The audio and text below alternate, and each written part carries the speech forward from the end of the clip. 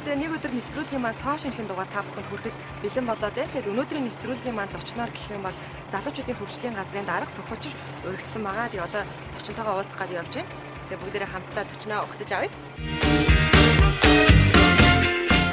За сайн байна уу? За өнөөдрийн одоо нэвтрүүлэгт урилгын минь хүлээж авч оролцож байгаад баярлалаа. За баярлалаа. За өнөөдөр хоёлаа ямар ажлууд амжуулж хаагур ер нь та өнөөдрийн ажлаа төлөвлөсөн байна. За өнөөдөр бид нийслэлийн ерөнхий боловсролын 6 дугаар сургууль дээр хорцоочлол суртсан сэргийлэх сургалтыг зохион байгуулж байгаа. Манай нийслэлийн залуучдын төлөв зохион байгуулж байгаа. Тэр сургалтын дээр нийлбэрээр залуучуудаа эрэг хандлагатай холбоотой мэдээлэл өгнө. За тэгээд тэр сургалт маань их цаг хүчин байдаг. Хугацаа өөрчлөлт. Тэрний дараагаар нийслэлийн чиглэлтэй дүргийн залуучдын хөгжлийн төвлөрөө очоод нийслэлийн чиглэлийн залуучдын хөгжлийн төвлөр нийслэлийн залуучдын хөгжлийн газартай хамтран мэдээллийн төвийн сургалтыг зохион байгуулж байгаа. Энэ сургалтын төвөөрөө хальттай ирж за үйл ажиллагаатай танилцаад залуучдын хөгжлийн төвийн талаарх үйл ажиллагааг товчхон танилцуулаад за тэгээд тэрний дараагаар шууд манай нийслэлийн залуучдын хөгжлийн газраар ороод бид энэ сарынхаа ажлынхаа талаар товч ярилцах байгаа. Тэр талаар мэдээлэлтэй танилцж болно. Тэгээд тэрний дараагаар бид залуучдын хөгжлийн төв гэдэг нийслэлээр бол байгуулагдсан байна. Нийслэлийн 9 дүүрэг болгон дээр залуучдын хөгжлийн төв гэж байгаа. Мөн нийслэлийн залуучдын хөгжлийн газрын харьяа бас залуучдын хөгжлийн төв гэж байгуулсан. Тэгэхээр энэ төв дээр бид мэдээллийн технологийн чиглэлээр 8 төрлийн нарийн мэргэжлийн зөвшөөрөл сургалтыг үн төлбөргүйгээр нийслэлийн залуучуудтай одоо зориулж сургалтыг зохион байгуулад одоо жил хагасын үрийг үзэж байна. Тэр сургалтын төв дээр одоо ямар сургалтууд зохион байгуулж байгаа, юу хийдгүү гэдгийг танилцуулаад яг хажууд нь бол нийслэлийн стандартын санаачлагаар UB Hub Innovation Center гэж байгуулсан байна. Тэр инновацийн төв дээр бас бид нар очиод тэр инновацийн төвийн үйл ажиллагаатай товч танилцсан.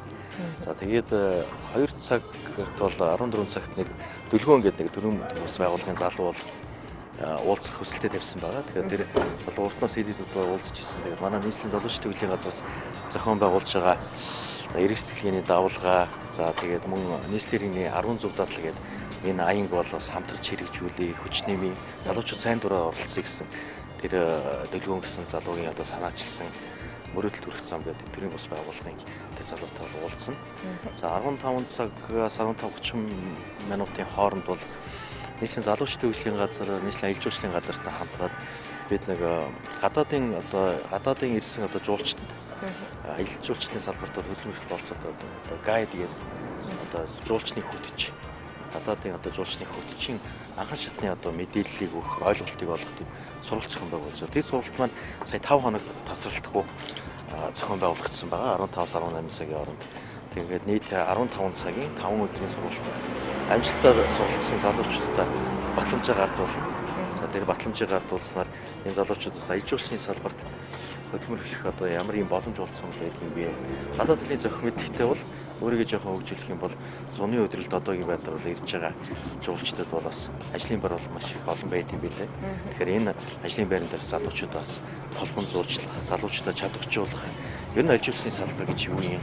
Гадаадын жуулчид яаж одоо их орноо зөв танилцуулах уу гэдэг талаар бол мэдээллийг бол тийм одоо сургалт болж байгаа. Энэ сургалтынхаа төгсгөлн дээр бид нар аялал жуулчлалын газрын бацх даргатай хамтдаа батламж гардуулж байгаа. За тэгээд эхнийхээ очих газар болох 6 дугаар сургууль руу хамт явцгаая тийм ээ.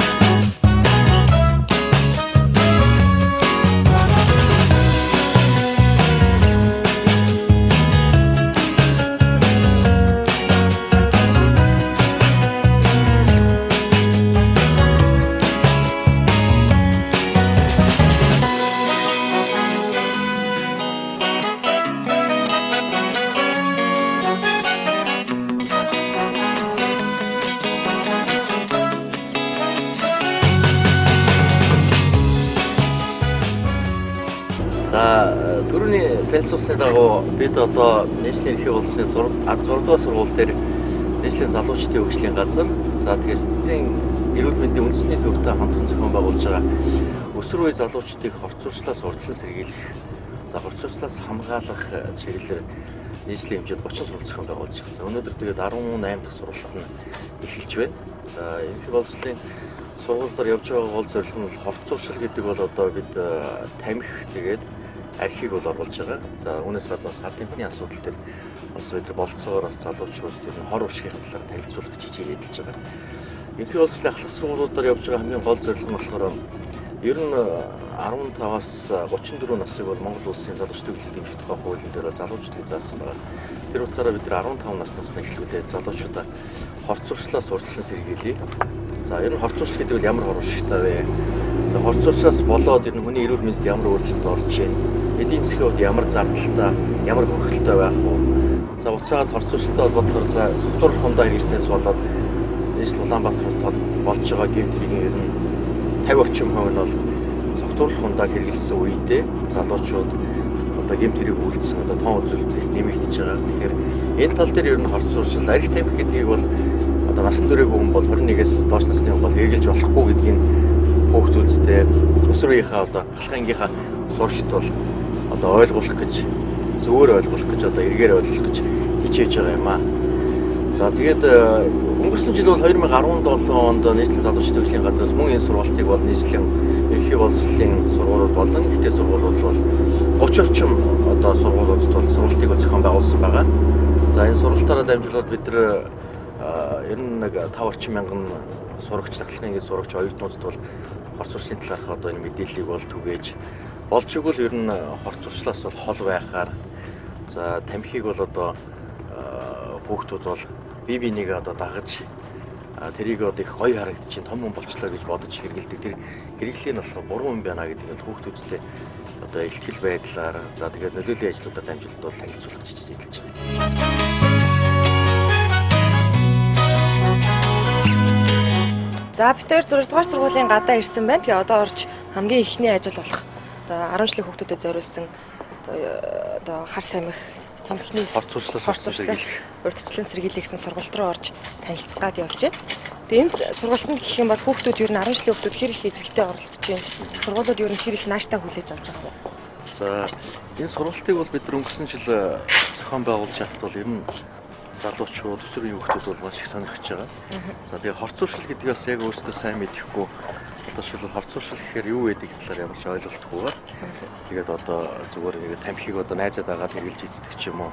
Нэг бол одоо тамхи цацдаг хүнийг хараад гоё харагдаад тамхи хэрэгэлдэг ч юм уу. Ийм байдлаар хүүхдүүд буруу одоо зуршилд автаад байгаа. Тэр талаар нь бид нар хүүхдүүд за эрүүл мэндэд ямар хор нөлөөтэй вэ? Эдийн засгийн хувьд ямар алдагдaltaй байх вэ? За буцаагаад тэрийг хэрэгснээр буцаагаад одоо орчноо яаж бохирдуулж чинь. Тэгээд одоо хорцорч дотор ч одоо тамхи согтуурлах хундаа бүгд орж байгаа болохоор согтуурлах хундаатай холбоотой ямар асуудал эрсдэл байдгүй эрүүл мэндийн хувьд нийгэмдээ за тэгээд гэмт хэрэгт өртөж болох юм одоо магадлалын талаар хэдээс сэтгцэн эрүүл мэндийн үндэсний төвийн ганц тулга гэдэг эмч байгаа. Тэр эмч багш одоо залуучууд зүйлсээ сургалт хариуцсан багштайгаа хамтран зохион байгуулж байгаа болохоор залуучууд маш их сонирхдаг юм.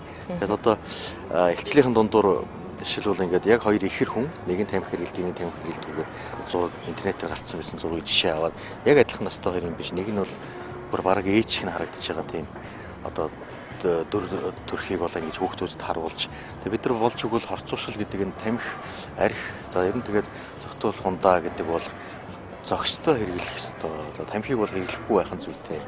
За зохицуулах хундаа ч гэсэн ер нь заавал хэрэглээд байх шаардлагагүй.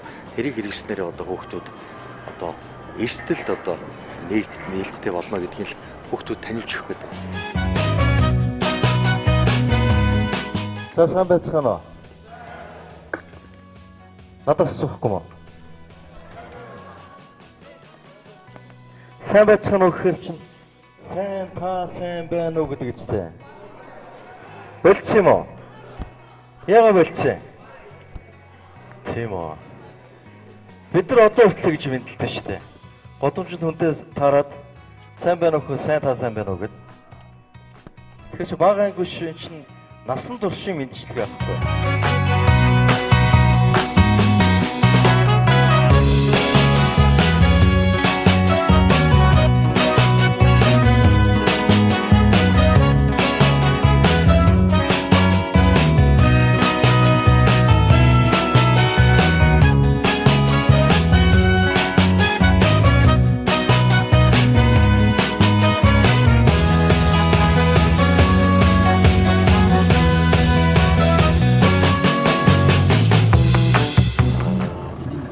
Жилээ бол нийслэлийн ерхий боловсролын 18 дугаар дунд сургуульд сурч ирсэн.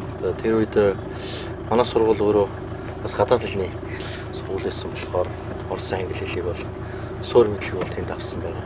За ихтэй сургуулийг бол Мөсийн улс харилцааны солонгос хэлний танхимд суралцж байгаа. Тэгээд улмаар солонгосын ИНА гэдэг их сургуульд бол улс төр улс харилцааны мэргэжлэр бол бакалаврын зэрэг хамгаалсан. Тэнд бас солонгос хэл англи хэлээр сургууль дээр хичээл дээр сурч ирсэн. Тэгээд ер нь боловсролын үед бол бизнесийн удирдлагаар бол мастер хамгаалсан. Улсын улсын эдийн засгийн бизнесийн дээд сургуульд.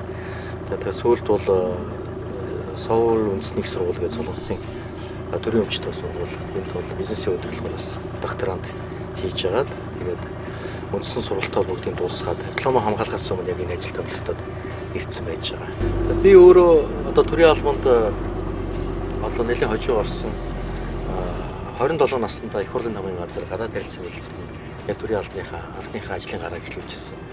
Тэр эхний өдөр би яг ажлаасаа шантраад гарах гэж ирсэн. Ягаад гэвэл би бол тодорхой хэмжээд бас англи хэлтэй, орос хэлтэй, солонгос хэлтэй за олон жил аман орчуулга, бичгийн орчуулга хийж ирсэн. Би бол бичгийн ур чадвартай өөрийгөө их тодорхой төвчөнд хүрсэн гэж аягүй их бас өндөр түнэлцсэн байсан юм бэл. Тэгээ их хурлын намын газар гадаад харилцааны хэлцэд 1 сарын туршилтын хугацаагаар орчод хамгийн ихний өдөр манай даргыг өгсөн ажил би тэрийг хийж чадахгүй. Тэгээд тэр өгсөн үүрэг даалгаврыг биелүүлж чадахгүй болохоор би бодож ирсэн байхгүй. Би ер нь гараад зүгээр л өөрийнхөө ажлыг бизнесийг хийгээд нэг л өөр компанид ажиллаж байна. Төрийн ажил ер нь би чадахгүй юм байна, болохгүй юм байна гэдэг. Тэгээд манай аав надаа юу гэж хэлжсэн гэхээр хүний өөрийн хийж байгаа ажлыг миний хүү яагаад хийж чаддгүй юм? Миний хүү наатахаа оролдоод үз, хичээгээд үз, мэдэхгүй зүйлээ бол хүмүүсээс асуу. Тэгээд тэгжиж л хүн чинь хөгждөг шүү дээ гэдэг. Тэгээ чи хэрвээ үнэхээр төрийн албанд өөрийгөө болохгүй гэж бодож бол миний хүү наана 1 жил ажиллаж. Жилийн дараа чи өөрөө өөрийнхөө юу дуртай юм хийгээл тэр юм чинь бол чамд бүх ажил чинь гарт ороод ирнэ. Тэгснээс энэ ажлыг чадахгүй чи ажилласаа гараа явуучвал одоо гараа чи юу хийх юм? Нэг ажлын даваан дээрээс чи буцаад явчихж байгаа гэж тэгж хэлжсэн. Тэгээд би яг жилийн дараа тэр ажил дээр их хурлын намын газар гадаад харилцааны хэлцэнийг жил болоод ажиллаад эргээд харахад би тэр бүх ажлыг хийгээ сурцсан, бүх ажил гарт орцсон. Буцаад ажилласаа гараад өөр тийшээ ажилд орё гэдээ бодоход тэр ажилдаа хайртай болсон байсан болохоор би их хурлын намын газар 3 жил ажилласан. 3 жил ажиллаж байгаа дараа докторантурт бол суралцахаар явсан. Тэгэхээр залуучууд хэрвээ альва нэгэн зүйл дээр шинэ юм дээр одоо ингээд сорилт дээр тулгуурлаад шантрах цаг үе байх юм бол өөрөөсөө шалтгаал бүхий зүйлээ дайшлаад үзээд ядаж нэг тэр ажил дээр 1 жил тогтоод үзэх хэрэгтэй. Тэр ажил дээр тогтсноор маш их олон зүйлийг сурна, өөрөө туршлагатай болно. Тэрнээс гадна ажлын байранд доктор сууштай 1 жилийн хугацаанд ажилласан гэсэн тийм бас рекорд үүсэж байгаа болохоор юм. Өөрөөсөө одоо шалтгаалх бүхий зүйлээ дайшлаад үзэх хэрэгтэй. Мэдээж таарахгүй зохихгүй зүйлээж болно шүү дээ. Болохгүй зүйл рүү бас тэгээд учиргүй зүтгээд бас дайраад байх юм бол тэр чинь бас үр дүнд хүрэхгүй. Тийм болохоор тэр ажилдаас өөрөө зөгчны үе бас нэгдүгээр тарах хэрэгтэй. Хоёрдугаар тэр нь тэгэл бүх зүйлээ дайшлаад зүтгээд үзэхэд болохгүй бүтэхгүй зүйл гэж бараг байдаг юм байна.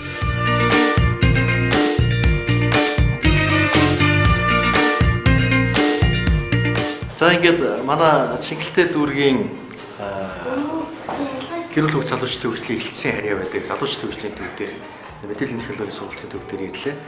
За Шингэлтэй дүүрэг бол өөрийнхөө дотоод нөөц болцоог ашиглаад 13 компьютер гаргаад нийслэлийн залуучдын хөгжлийн газраас мэдээллийн технологийн 8 төрлийн сургалтын контентыг бол нийлүүлсэн байгаа. За энэ дээр ингээд бүх залуучууд хөлцөөгээд компьютерний интернет холбооцтой байгаа. Энэ дээр бол өөрсдийнхээ бас сурах гэсэн мэргэжлийн давуу бол 8 төрлийн сургалтаа сонголтоо хийгээд сургалтыг бол шууд хүлээж авах болцоотой байна.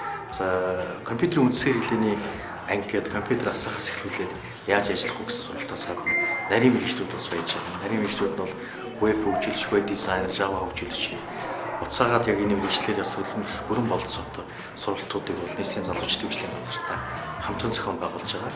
Одоо энэ ерөнхий улсын сургуулийн багшлан гэж сурагч нараас үлдсэн ирсэн чинь ингээд компьютер дээр өөрсдийнхээ бас сурж байгаа зүйлийг бол ингээд дадлах хийгээд сууж байгаа байдалтай бол танилцж болно.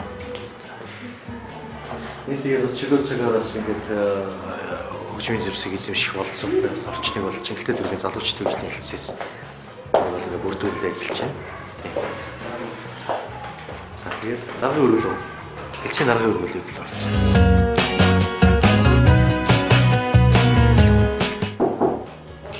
За. За сайн байна. За сайхан намарч байна. Сайхан нам. Ажил тавлаг эзлээ. Өндөр. За дарга.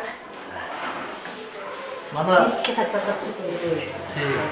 залуучуудын үйлчлэг үйл ажиллагааны талаас танилцуулга явуулж байна.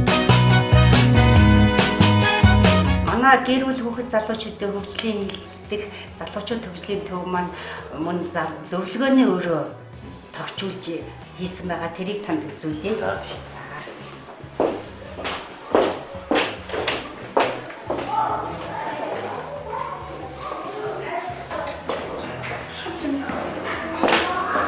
За манай сэтгэл зүйн зөвлөгөөний өрөө энэ маань манай сэтгэл зүйч ажилтан маань байна. Ажлаа танилцуулаад манай хэднүүдийг 2017 оны 6 сард төгсчүүлээд өөрсдөө хүчээр тоглоом юугаар тавиад ингээс сэтгэл зүйн өрөө залуу гэр бүлүүд маань ирж байгаа учраас бас хүүхдүүдтэй арих тохиолдол аюух байгаа. Тэгэхээр бас хүүхдүүдийг бас жижигхэн орчин бүрдүүлээд ингээд сэтгэл зүйн зөвлөгөөний хорог бас ингэж тохиолж ажиллаж байгаа. Сайн орчин бүрдүүлсэн байна уу? За санаа хүүхдүүдээ.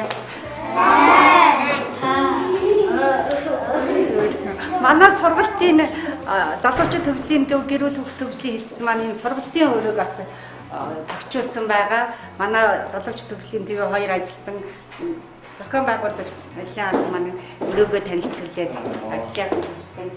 Энэ залуучууд төгслийн төвийн одны нарийн бичиг Мугбатар гэдэг хүн байна. Тэгээ манайх залуучуудын төв тогтцолттой болж байртаа басан манай залуучууд маань чөлөө цагаа өнгөрүүлэх маш зөв боловсон. Тэгээ сургалт бүтээгдэхүүн авах, бидрээс төрийн үйлчлэгээний талаар мэдээллийг ойр төхөм авах гэдэг маш том юм асар том юу үйлчлэгээ бий болж ирж байгаа. Тэгээ одоо энэ хүрээд маань ингээд нийсээ одоо энэ том өрөөнд бол манайх 12 модулийн амьдрал ухааны сургалтаа явуулдаг. Энд чинь одоо ингээд 7 хоногийн давтамжтай. Тэгээ сургалт хариуцсан манай мэрэгчлэн маань орж байгаа. Одоо энэ одоо манад ингээд бүтээгдэхүүн байна. Одоо гарын номын сан бас байгаа. Эндээс одоо ингээд хэлсэн номоо уншиж бас залуучууд маань тий хичээл ноо давтах бүх төрлийн үйлчлэг бас болж байгаа. Манай энэ оролцоо хариулсан бас ажилтан бас. Хог хүний хөгжлийн талаар бас мөн түүхэн номнууд тэгээд мөн амьдрах ухааны номнуудаар сонгон унших боломжтой. Номын хасан яаж бүтээсэн бэ? Номын сан нь болохоор дандаа нөгөө шилдэг гэсэн номнууд байгаа байхгүй юу? 100 ном.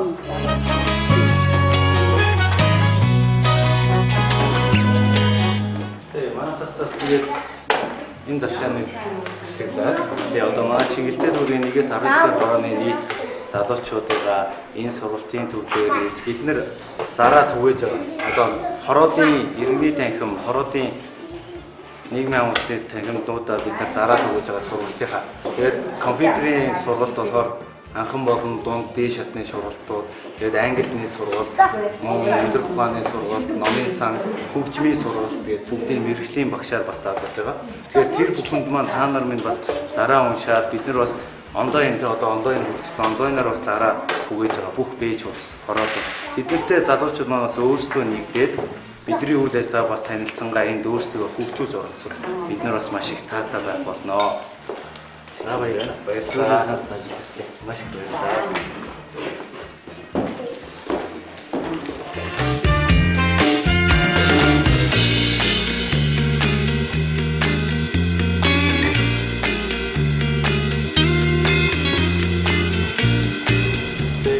Манай газар зохион байгуулж аягүй олон ажлууд байгаа. Тэрэн дээр их олон залуучууд энэ оролцоо сайтай байгаа. Харьцангуй оролцоо сайтай байгааг бид нар судалгаа хийгээд үзэхэд бол 254 мянган иргэдэд залуучууд давхарцсан тоогоор бид тулаад ажилласан байлаа. 254 мянга гэдэг бол нийслэлийн нийт залуучуудын 50% гэсэн. Тэгээ энэ үйл ажиллагаанд оролцсон залуучууд бол маш их олон ер нь олон талын мэдээлэлтэй боллоо. Одоо хөдөлмөрийн үйлчлэгийн ярамг дээр бол оролцоод ажлын байртаа болсон залуучууд бол эргээд бидэртэй холбогдож байгаа. Ер нь бол аюул үр дүнтэй ажил яваад байгаа гэж хараад байгаа. Гол нь юу л байгаад байгаа шиг жоохон залуучдыг хөгжүүлэх л одоо төрөөс бид нар бол ингээд нийслэлийн залуучдын хөгжлийн газрыг засгийн газрын агентлаг гэл сая бид нар чиглэлтэй дүргээр орлоо.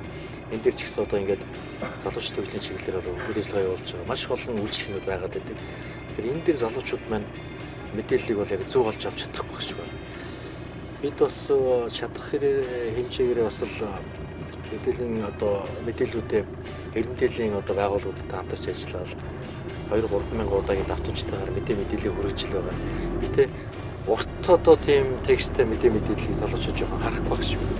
Facebook дээр ч гэсэн пэйж дээр ингээд мэдээлэл гаргаад шийдлэл явахаар олон тийм одоо урт агуулгад том одоо агуулгатай тийм урт текстүүдийг бол ерөөсөй харахгүй скролл хийгээд өнгөрүүлжтэй.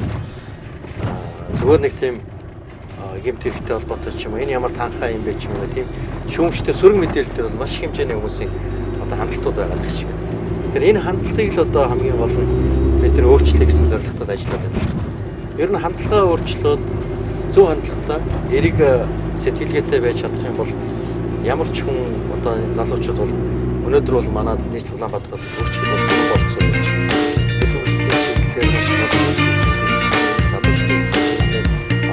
Семинар нөлөөллийн ажлууд, ажлын байрны нээлтийн хөтөлбөр зохион байгуулагдаад маш олон үйл ажиллагааг бол зохион байгуулад байдаг. Тэгээд залуучуудаа яг өөрсдийн бодит оролцоогоо жоохон султалтай байгаа болов уу гэж хараад байна. Тэгэхээр ер нь бол залуучуудаа уриалж хэлэхэд бол хандлагаа жоохон өөрчлөх хэрэгтэй л гэж боддог байна. Аливаа зүйлийг одоо ингээд манай дээр бол мэдээллийн технологийн чиглэлээр бид нэр 2000 гаруй залуучдыг сургалтанд хамруулсан. Жил ахсын хугацаанд. Тэгэхэд тэрний 3-1 л төгссөн гэх сургалтыг. Энэ сургалт маань өөрөө шалгалтгүй зөвхөн эрцээ бүрдүүлээд тэгээ сургалтын сургалт болдог. Тэгэхэд 3-1 төгсөөд 3-2 нь хаяад явчихад байна л да. Тэгэхээр тэр арай л жоохон харамсалтай том зүйл гэж харагдаад байна. 2000 залуу 2000 гуулаа бүгдээрээ төгссөн байх бол бүгдээрээ тэр чинь Photoshop дээр ажилладаг болчихно. Компьютер дээр Excel, Word, PowerPoint гэх програмууд дээр бүгдэн дээр нь ажиллах боломжтой бүрдээд байдаг. Тэгээд дундаас нь хаяа явчихад байдаг. Төгссөн 611 дотор бол 150 залуучууд нь бол одоо IT-ийн компани хөдөлмөр эхлээд явж байгаа. Сайлан ба сайт өрөөс эхэлж байгаа. Тэгэхээр одоо манай дээр ч бол нэг 500 мянган сайт эхлээд байгаа шүү дээ. Аж ахуйн нэгжүүд ажилладаг. Тэгэхээр бол IT-ийн салбар бол ер нь харьцангуй бас өндөр үнэлгээтэй. Тэгээд сая орчим төгрөгийн салбартай бол эхэлж байгаа. Тэгээд дээдл нь бол 2-3 сая төгрөгийн салбартай ажиллаж байгаа залуучууд бол байгаад байна.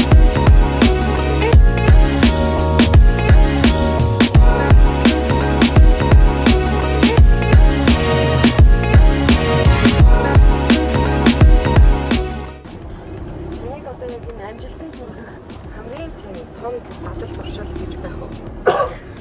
Одоо яг мэдээч одоо залуучуудын дунд бас манайхал болоод явж байгаа юм чинь тэгээд яг энэ амжилтанд хүрэхэд ямар нэгэн дадал туршил ч юм уу ямар нэгэн наймын хийх юм нөлөөсөн. Тийм амжилт төрсөн сайхан би нэг Facebook пэйж дээр биччихсэн. Амжилтад хүрэхийн тулд өөгүй хичээл зүтгэл гаргах хэрэгтэй. Хичээл зүтгэл гаргасан хүн болгон амжилтанд хүрч чаддаггүй хэдий ч амжилтанд хүрсэн хүмүүсийн дийлийнх нь хичээл зүтгэлийг гаргасан хүмүүс байна гэх. Тэгэхээр миний хувьд бол би бол одоогийн байдлаараа өөрийгөө амжилт хүрсэн гэж бол тодорхойлж чадахгүй байгаа. Би бол дөнгөж одоо хөгжиж байгаа. Тэгээд хөгжил дэвшний төлөө тэмүүлж байгаа. Хичээл зүтгэл гаргаж байгаа залуу хүн гэж өөрийгөө бодож байгаа. Ер нь бол аливаа салбарт байгаа залуучууд маань амжилтанд хүрэхээр заавал нэг дарга болдог ч юм уу, нэг бол одоо компани захирал ч юм уу, эсвэл одоо их хэмжээний хөрөнгө одоо хоримтлуулна гэдгийг бол амжилт гэж зарим хүмүүсээс ойлгоод байгаа шиг байлаа. Миний хувьд бол амжилт гэдэг бол тухайн салбарт тэр хүн өөрөө одоо яг л мэрэгчсэн байгаа тэр байдлыг л амжилт төрсөн гэж хараад байна. Өөрийнхөө сонгосон мэрэгжилдээ дуртай. Тэр өөрийнхөө хийж байгаа ажилдаа сэтгэл нь шингэсэн.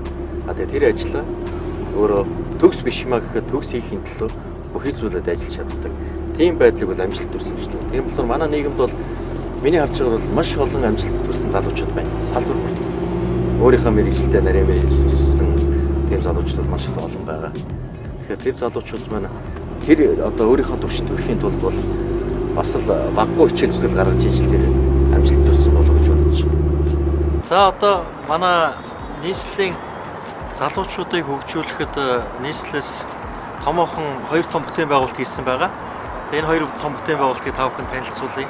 За нэг нь бол Hub Innovation Center буюу инновацийн төвийг нийслэлийн засаг дарга бөгөөд Улаанбаатар хотын захирагч Батбол даргын санаачлагаар нийслэлийн үйлдвэр инновацийн газар одоо энэ төслийг хэрэгжүүлсэн байгаа.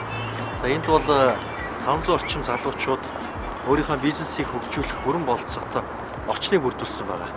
За тэгээд энд бол маш хямд зардлаар зөвхөн урсгал зардлаад одоо төлөөд энд бол инновацийн төв дээр бол залуучууд өөрийнхөө бизнесийнхаа санааг хөгжүүлээд за инновацлог шинэ бүтээгдэхүүн гаргаж улс их орныхоо эдийн засгийн хөгжилд хувь нэмрээ оруулах бүрэн бололцоотой инновацийн төв байгаа. За энэний хажууд нь хоёр давхарт нь манай түрүүн та бүхэн танилцуулж ирсэн нийслэлийн залуучдын хөгжлийн газрын дэргэдэх мэдээллийн технологийн сургалтын төв байгаа. 90 компьютертэй 3 сургалтын танхимтай. Тэгээ 8 төрлийн нарийн мэргэжлийг залуучуудад төлбөргүйгээр аливаа нэгэн төлбөр авахгүйгээр үн төлбөрөөр сурах зохион байгуулж байгаа. Тэгэхээр та бүхэнд энэ манай нийслэлийн хоёр том бүтээн байгуулалтыг танилцуулъя. Нийслэлийн одоо эхлээд инновацийн төвийг товчхон хэлцүүлье. Тэгээ инновацийн төв бол 500 орчим залуучдыг одоо бизнес хийх залуучуудад бол офисоор хангах ажиллах бол болцоотой орчныг бүрдүүлсэн байна. Ийшээ бол нэг давхартаа бол ерөнхийдөө офисууд төвлөрсөн хурлын танхимд байж байгаа. Нэг давхартаа бол за төсөл хэрэгжүүлж байгаа, нэг бол одоо өөрийнхөө бизнесийг хөгжүүлж байгаа залуучууд бүтээгдэхүүн бэлэн болцсон байх юм бол шууд одоо офисоор хангалтаар энэ ингээд маш хямдхан зардлаар бизнесээ хөгжүүлэх болцоотой. За тэгээд хоёр давхарлуу та бүхэн танилцуулъя. За хоёр давхарт бол ингээд сайн мэдсэн. Hub Innovation Center гэдэг инновацийн төв. Хоёр давхарт бол ингээд дундын офисыг бас олуулаа ингээд суух бололцоотой нээлттэй орон зайг бүрдүүлж өгсөн байгаа. За энд бол ингээд бас залуучууд бизнесийнхаа одоо хөгжүүлэлтийг хийх явцад энэ чинь ингээд хөрөгчтөө бас бяцхан ингээд өөрийнхөө ундыг бэлдэж болох юм орчныг бүрдүүлсэн байж байгаа. Энэ шиг бол жижиг хурлын танхим, за ингээд дундын офисын хэрэглээтэй. Тэгээ ширээн дээрээ бүгдээрээ өөрийнхөө ноутбук компьютерийг авчиад шууд тоглох хичээл аваад ашиглах бүрэн бололцоотой. Жижиг хэмжээний ивент уулзалтуудыг бол цаад байгаа тэр болонд бол ингээд одоо шинэлэг шийдэл гаргаад залуучууд чөлөөтэй бас өөрсдийнхөө үйл ажиллагаа явуулах бүрэн бололцоотой. Одоо тэгээд залуучууд өөрийнхөө бизнесийг хөгжүүлж байгаа залуучууд өөрийнхөө инновацлыг одоо шинэ бүтээгдэхүүнийг гаргаж байгаа залуучууд маань энэ хурж ирээд үйл ажиллагаанд одоо чөлөөтэй нийслэлийн бүх иргэдэд бол нийлцтэй байгаа. Зөвхөн залуучууд гэлтгүүгээр ер нь одоо офис болцоогүй, офис төрөслөд явъя гэхээр ганцаараа байдаг зардал ихтэй их юм бол нийслэлийн инновацийн төв дээр хөрөлцсөн ирж бол одоо энэ чинь өөрийнхөө бизнесийг хөгжүүлж болно. За тэгээд энэ яг хажууд хоёр давхарт нь манай нийслэлийн залуучдын хөгжлийн газраас хэрэгжүүлсэн одоо бас нэг том бүтээн байгуулалт байгаа. Түрүүн ярьслага өгч байхдаа бас байнга хэлцүүлээд байсан мэдээллийн технологийн сургалтын төв байна. За манай мэдээллийн технологийн сургалтын төв буюу нийслэлийн залуучдын хөгжлийн төвд хүрэлцэн ирлээ. За манай залуучдын хөгжлийн төв бол энэ чинь ингээд чөлөөтэй залуучууд өөрсдөө чөлөөтэй байдлаар өөрсдийнхөө уулзалтыг зохион байгуулах бололцоотойгоор за гадаад хэлний сургалт гэдэг бол энэ дүн төлөвлөгөө хоорондоо их болцоотой орчныг бүрдүүлээд ингээд ерөнхийдөө 3 сургалтын танхимтай за 2 жижиг одоо ийм тасалгааг бэлдсэн байж байгаа. За сургалтын танхим маань болохоор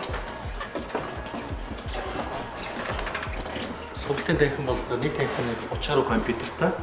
За энэ компьютер бол бүгд хамгийн сүүлийн үеийн одоо компьютеруудыг бүгдээрээ Солонгос улсын засгийн газар хэрэгжүүлж байгаа Койкогийн санхүүжилтээр бид нар энийг бол бүрдүүлээд ингээд 2 том сургалтын танхимтай 8 төрлийн нарийн мэргэжлийн сургалтуудыг бол зохион байгуулж байгаа. За энэ бол жижиг танхим байгаа. Энэ компьютерийн сул зогсолтын үед бол бид нийслэлийн иргэдэд бол энэ бүх танхимыг бол үн төлбөргүй ашиглахаар бол нээлттэй байж байгаа. Тэгэхээр интернетээр мэдээлэл хайх сонирхолтой байгаа. Өөрийнхөө гэрийн даалгаврыг одоо хийгсэн оюутан залуучтай хүмүүс манай төв дээр ирээд компьютерийг бол үн төлбөргүй бол ашиглаад интернетээс мэдээлэл авах бүрэн бололцоотой байгаа. За бас нэг давуу тал гэх юм бол манай энэ сургалтын төв дээр бид нар 1.5 жил буюу 18 сар үйл ажиллагаа явуулах хугацаанд 2000 гаруй залуучдыг бид сургалтанд хамруулсан. Тэгээ энэ сургалтанд хамрагдсан 2000 гаруй залуучдаас нэг 640-50 орчим залуучд нь сургалтад амжилтад үргэлжсэн байна. Энэ хажууд одоо ингээ инкубатор, бизнес инкубатор төв гэж байгуулсан. Инкубатор төвд бол бид нар ингээ компьютерээр бэлдсэн байж байгаа. Тэгээд дээр бизнес одоо IT-ийн чиглэлээр бизнес хийсэн залуучууд бол энэ инкубатор төвийг үн төлбөргүй ашиглахаар зохицуулсан байгаа. Саяхан 10 сарын хүртэл бол инкубатор төвд бол цаанаас солонгосоос тэтгэлэгтэйгээр бид 9 залуучуудыг бол бас тусгай тэтгэлэг авах гэж бол дэмжиж ажиллаж ирсэн юм аа. Манай энэ залуучдын хөгжлийн дэмжлэгээрээс залуучууд ирж бас өөрсдөө хөгжүүлэх бол үйл халгууд үргэлж нээлттэй байна гэдгээс хийж танилцуулмаар байна.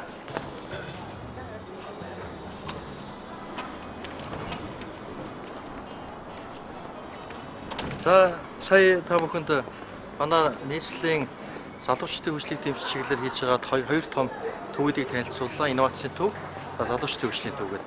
Одоо яг манай ажил буюу нийслэлийн залуучдын хөгжлийн газар руу хөтлөе. Бид нар бол яг энэ чинь хажууд нь 50 м алхаад орчдгийг. Тэгэхээр ийшээ манай байгууллагаас үйл ажиллагаа ямар хөө зохион байгуулагдаж байна. Тэр талаар та бүхэнд бас товчхон мэдээлэл өргүүлье.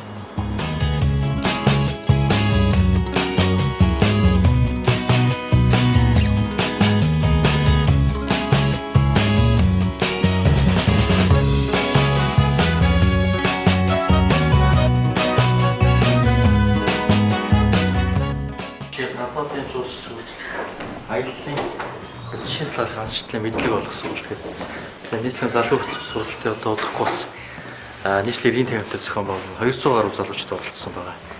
Тэр сургалтын сүүлийн өдөр бид нар тэгээс өнөөдөр бас батламж гартуулан тэр талаас тавьчих үйл ажиллагаанд та бүхэн танилцуулнаа.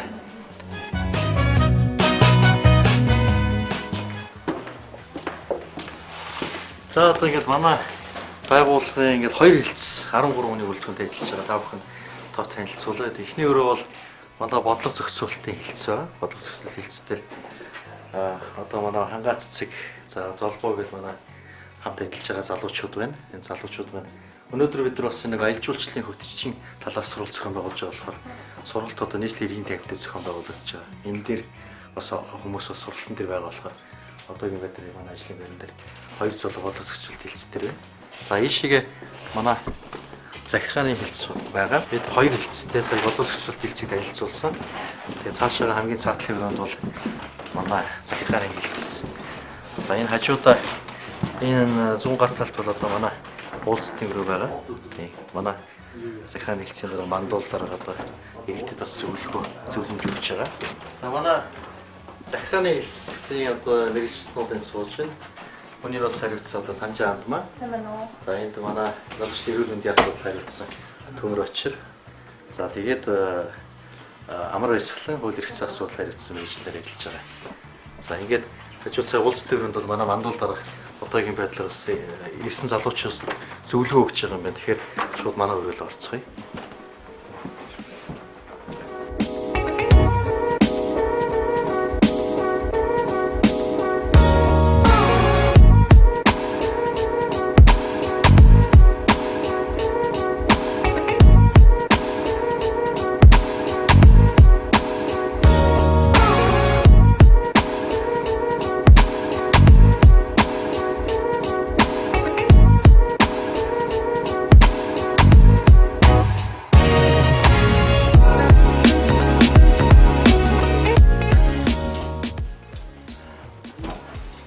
За өнөөдөр ингээд ажил ерөнхийдөө дуусч байна. Тэгээ өнөөдөр гадуур ихс жоох ажилтаа сургалт нөлөөлөл ажлууд ихтэй байсан ажлууд байсан болохоор бас нэлээд харьцангуй ачаалттай өдөр байсан. Тэгээ та бүхэн бас манай байгууллагын бас миний бас нэг өдрийн ажлыг өөрийнхөө телевиз суугаараас дамжуулж байгаа биш баяртай. Тэгээ би өөрийнхөө ажлынхаа өрөөнд дээр нэг товчхон танилцуул. Энэ ингээд би өөрийнхөө ширэн дээр хаяг хадаагүй байгаа юм. Нийслэлийн залуучдын хөгжлийн газрын дараагийн зохиолч иргэдийн цаас дээр ивэлсэн. Монгол улсын залуучдын хөгжлийг дэмжих тухай хуулийн төслийн нийслэлд хамгийн анхны нээлттэй хэлцүүлэг болоход тэр үед бид офисгүй байсан. Би ийм ширээ сандал компьютер техник төхөөрөмж байгаагүй байсан болохоор бид тэр үедээ гэр бүл хөх залуучдын хөгжлийн газар гэдэг нийслэлийн агентлагийн ширээнд юм дээрээс техник төхөөрөмжийг ашиглаад хурлынхаа бүх бэлтгэл ажлыг хангаж ирсэн. Тэгээд энэ дурсамжтай санагдаад одоо хүртэл жоохон бас нүд сууд болж явах зурагтсан эдий ч гэсэн миний хамгийн анхны энэ ажлыг аваад зохион байгуулсан мөн залуучдын хөгжлийг дэмжих тухай хуулийг одоо төслийг бол улсын хурд өргөн барихад бол нээлттэй хилцүүлгээр дамжсан нийслэлийн хилцүүлгийн зохион байгуулалт гарсан хамгийн анхны одоо хаяг болохоор би нэг одоо хадгалж байгаа. Тэр нь ажлаа дараагийнх нь одоо цаг нь ирэхэд дарагтаа одоо ажил өгөх энийг авч явъя гэдэг. Бас нэг сонирхолтой зүйл гэвэл энэ самбарыг мөн 16 оны сүүлээр 11 сард бид нар ингээд болноороо сууж байгаа. 1 сараас 12 сар гэж босоор хаягилж байгаа. Ингээд нийт бид нар нэг 27 ажлын задаргаатай ажлыг төлөвлөсөн. Энийг яг зорж ажилласныхаа дагуу 27 ажлыг 252 удаагийн задаргаатайгаар 2017 онд биелүүлж чадсан. Тэгээ энэ самбараас хамгийн анхны ажлын гарааны самбар ингэж бодоод бас бэлгшээгээд энэ самбараа арилгахгүй ашиглахгүй байгаад байгаа. Тэгэхээр ажлыг бол бас зөв төлөвлөөд тэгэхээр зөв хандлагатай эхлүүлэх юм бол ямар ч ажил бол бүтэх юм байна гэж би бол бас өөрийнхөө ажлынхаа туршлагаас бас залуучуудтайгаас хуваалцж хэлмээр байна. За тэгээд миний нэг өдөрт хамтдаа байсан үзэгч та бүхэндээ талархал илэрхийлье. Тэгээд та бүхэнд ажлын өндөр амжилт хүсье.